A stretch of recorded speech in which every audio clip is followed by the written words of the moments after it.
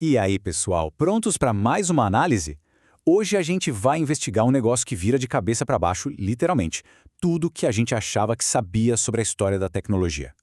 Os registros e artefatos que vamos destrinchar aqui mostram que os nossos ancestrais manjavam de princípios de física e engenharia que simplesmente não deveriam existir na época deles. A gente está falando de coisas que desafiam a lógica e bagunçam completamente aquelas cronologias históricas que aprendemos na escola. A história do progresso humano está prestes a ficar bem mais complexa e, honestamente, muito mais fascinante. Então, vamos mergulhar direto nisso. Pensa comigo, o que acontece quando a gente desenterra um pedaço de bronze de milhares de anos atrás que funciona com a precisão de um computador moderno? A grande premissa das fontes que estamos analisando hoje é que as ferramentas da antiguidade batem de frente com aquela nossa visão linear da história. A gente cresceu ouvindo que a tecnologia segue uma linha reta, né? Do mais primitivo para o mais avançado. Mas olha, os dados físicos mostram uma realidade bem diferente. Nossa primeira parada, energia e fluxo, desafiando a lógica moderna. A gente vai explorar como as civilizações antigas simplesmente dominaram a dinâmica de fluidos e até mesmo a energia química. Aqui a gente vê um contraste que chega a ser irônico. De um lado, os museus adoram classificar esses objetos como meras bacias ritualísticas, peças cerimoniais ou, na melhor das hipóteses, truques de mágica. Mas, do outro lado, a realidade científica e os testes de engenharia revelam uma coisa totalmente diferente: relógios de água supercalibrados e células galvânicas reais funcionando. É um padrão bem claro de como a complexidade tecnológica dos nossos ancestrais foi ou ignorada ou muito mal interpretada pelas instituições. A física por trás disso é uma loucura. Pega a bateria de Bagdá, por exemplo, que tem milhares de anos. O material-fonte descreve uma estrutura incrivelmente sofisticada. É um cilindro de cobre dobrado a partir de uma chapa bem fininha, com uma haste de ferro perfeitamente centralizada e selada com betume, para não deixar o líquido evaporar. Aí, quando você adiciona um eletrólito ácido, tipo um suco de uva ou vinagre, a química básica acontece, uma célula galvânica na prática. Isso é engenharia de materiais e previsão química na veia, não é só um pote de barro qualquer. E esse é um número que deixa os pesquisadores de cabelo em pé: 2000. Fizeram testes reproduzindo exatamente o design dessa bateria de Bagdá e adivinha? Ela consegue produzir uma voltagem constante, de 0,5 a 1 volt. Isso significa que ela antecipa a invenção da bateria moderna, do Alessandro Volta, em quase 2 milênios. É um fato assombroso, um verdadeiro banho de água fria na linha do tempo científica padrão e que obriga a gente a repensar completamente quando a inovação tecnológica realmente começou. E o domínio da física não para na energia química. Vamos dar uma olhada na clepsidra de Karnak, lá no Egito. Não se trata de uma simples tigela com um furo vazando água. O interior desse dispositivo é micropolido para ter uma curvatura quase perfeita, o que permite controlar a elevação e a pressão da água de um jeito exato. Os buraquinhos de saída têm frações de polegada, calibrando a dinâmica de fluidos impecavelmente para rastrear ciclos astronômicos. O resultado disso? Um desvio máximo ridículo, menos de 30 segundos por hora. Para conseguir uma precisão matemática desse nível, a gente está falando de gerações de calibração rigorosa e testes empíricos, não só de um escultor que deu sorte num dia bom. Indo para a seção 2, óptica e navegação, armas e orientação. Como é que os engenheiros da antiguidade manipularam a luz para dominar as viagens marítimas e os campos de batalha? O que é realmente interessante sobre isso é a aplicação prática. A famosa Pedra do Sol dos Vikings não era um mito, nem folclore mágico. Era uma ferramenta baseada em leis imutáveis da física óptica, mais especificamente a birrefringência. Basicamente, os vikings usavam cristais de calcita que dividem a luz não polarizada em 2 raios. Isso criava um contraste visual que permitia detectar a polarização da luz solar. Ou seja, eles conseguiam achar a posição exata do Sol no céu, mesmo naqueles dias completamente encobertos por nuvens densas. É uma operação mecânica simples, mas que literalmente significava a diferença entre a vida e a morte ao navegar pelo traiçoeiro Atlântico Norte.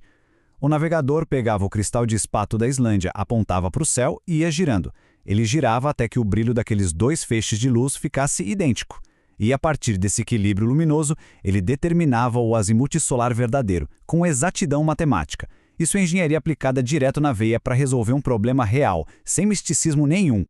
Esta tabela aqui resume o X da questão. Esses dispositivos não são lendas ou adivinhações. A ciência moderna já testou tudo isso com muito rigor. O MIT, por exemplo, provou em 2005 que o famoso conjunto de espelhos de Arquimedes pode sim concentrar a luz solar a ponto de incendiar um barco de madeira. Pesquisadores húngaros fizeram testes cegos e validaram que a pedra do Sol Viking consegue estimar a posição do Sol com uma margem de erro minúscula de apenas 2,5 graus. E aquele dodecaedro romano, ele demonstrou medir distâncias em 3 dimensões com só 10% de margem de erro. Ferramentas que costumam ser descritas como brinquedinhos excêntricos funcionam na prática como engenharia de ponta. Seção 3. Computadores mecânicos e precisão submilimétrica. Agora, a gente vai entrar de cabeça no mundo das engrenagens e de uma matemática que é imensamente complexa. Tem uma anomalia gigantesca nessa linha do tempo histórica. Olha só as datas. Como é que uma carruagem chinesa do século III, depois de Cristo, conseguia manter uma direção fixa apontando para o sul, usando engrenagens diferenciais mecânicas? A gente está falando de mais de 1000 anos antes dessas engrenagens serem supostamente inventadas e formalizadas aqui no Ocidente, no século XVII. As cronologias científicas que aceitamos hoje parecem estar em total desacordo com a existência física desses artefatos. Quando a gente analisa as inacreditáveis capacidades de processamento do mecanismo de Anticítera, a coisa fica assustadora. Esse dispositivo analógico, de mais ou menos 100 anos antes de Cristo, tinha um conhecimento matemático enorme codificado em mais de 30 engrenagens de bronze finamente interligadas. Ele rastreava o Sol, modelava as fases lunares de forma não linear, acompanhava as rotas de 5 planetas visíveis e previa ciclos de eclipses complexos. É, sem sombra de dúvida, a precisão inegável de um computador ancestral. E isso ilustra brilhantemente a essência do problema da fabricação desses materiais. Os dados revelam que os dentes das engrenagens do mecanismo de Anticítera e as marcações no relógio de sol bizantino tinham tolerâncias matemáticas extremas, com graduações a menos de 0,02 polegadas de distância. Construir esses computadores analógicos portáteis e manter alinhamentos solares com margens de erro tão minúsculas exigiria instrumentos de altíssima capacidade. É uma demanda de fábrica comparável aos modernos motores de divisão, que na teoria não existiriam até a Revolução Industrial. E não dá para ignorar o uso incrivelmente precoce de forças invisíveis. A colher que aponta para o sul, originária da antiga dinastia Shang, aproveitava a física de materiais de um jeito sublime.